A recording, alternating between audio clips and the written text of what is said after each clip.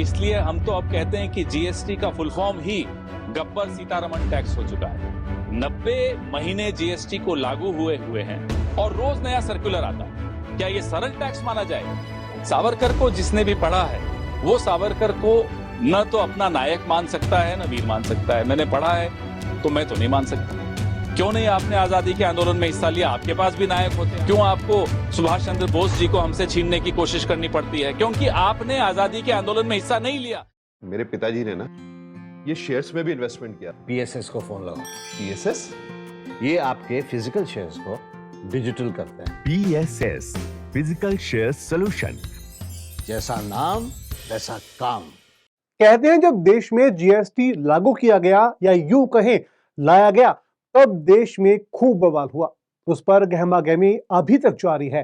हाल ही में जयपुर में कांग्रेस नेता पवन खेड़ा ने प्रेस कॉन्फ्रेंस की, जहां उन्होंने कहा कि जीएसटी की मार बिजनेस वाले मिडिल क्लास पर सबसे ज्यादा है। जीएसटी के जरिए किसान की लागत दोगुना हुई है और देश में 90 महीने हो चुके हैं जीएसटी लागू किए गए, लेकिन केंद्र सरकार ने इसका कोई सरलीकरण नहीं किया।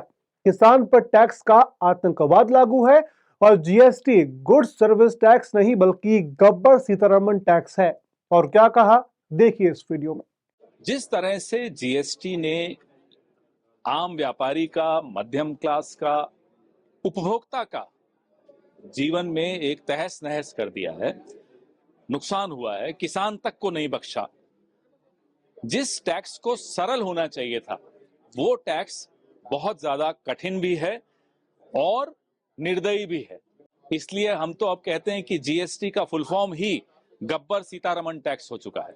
90 महीने जीएसटी को लागू हुए हैं और रोज नया सर्कुलर आता है। क्या ये सरल टैक्स माना जाए?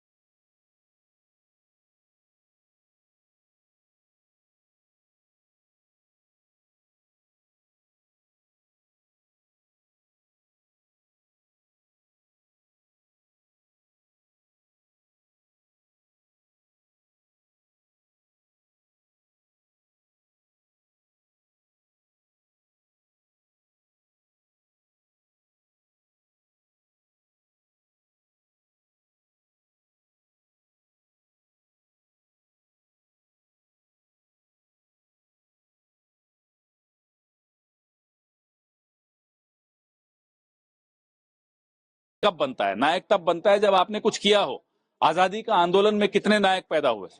क्यों नहीं आपने आजादी के आंदोलन में हिस्सा लिया? आपके पास भी नायक होते। आज क्यों आपको सरदार पटेल को छीनने की कोशिश करनी पड़ती है? क्यों आपको सुभाष चंद्र बोस जी को हमसे छीनने की कोशिश करनी पड़ती है? क्योंकि आपने आजादी के आंदोलन में हिस्सा नहीं लिया, इसलिए आपके पास नायक नहीं है।